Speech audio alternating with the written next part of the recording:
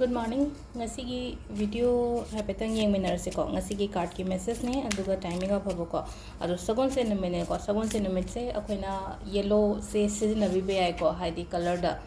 Ado ngarang kaino da comment ha ko ai ko haidi nungti gi oina lucky number kaina ga adum bari thoi dok balaite ko. Hoi isha gi oina tongan ba pi badu na makhala moi kre ko. Natraga haidi daily lucky number gumba di laite ko haidi days kaino gi oina hai tare ko. aina color gumba haibna haibane numbers ki thoi dopa dumaina di leite ko ado ngasagi akoina 1 2 3 haina paba budi ai ko haidi sunday khoi first hoba se haidi 1 neba adai moon monday sina ko 2 3 maina di akoina dum haibi chorakam paba da si se lucky number ne haibadi yaroi ko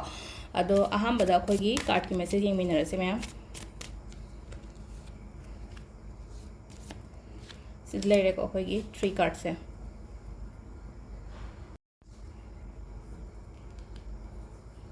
card number 1 2 3 ko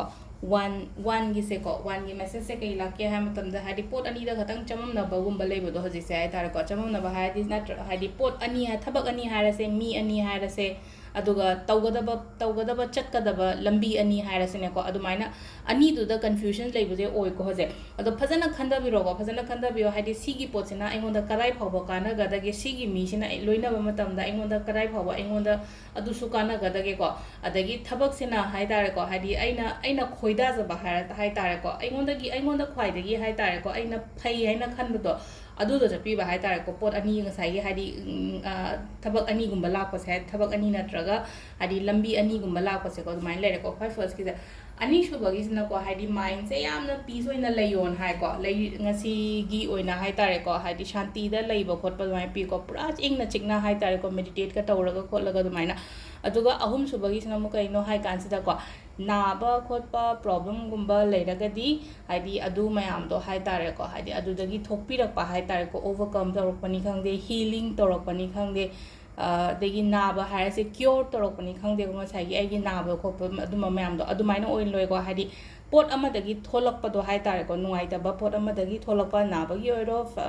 family issues oiro pashagi issues oiro ko adudagi hai da kitang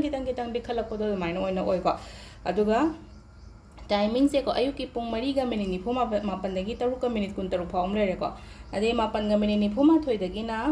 ayuki ko mapan ga minute phuma thoi dagi na pung 2 ga minute kun 3 phawm le re dagi 3 ga minute 10 dagi na 9 ga minute kun 3 phawm le re dagi nungdangi na 13 ga minute 13 dagi na 12 ga minute ni phuma thoi phawm le ko aduga nungalam dagi na pung 2 ga minute 3 dagi na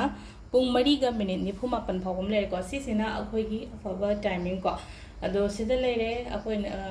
kenogi ngasigi video se ko ado Thursday se hai tar ko akoi na full moon new moon gumba da keno manifestation ta hode khote ka en khala se ba Thursday se akoi gi peshanu shagi oina hai tar ko haidi peshagi manifestation to ba yai ko haidi manifestation haidi marak ta ina sum hapak podo haidi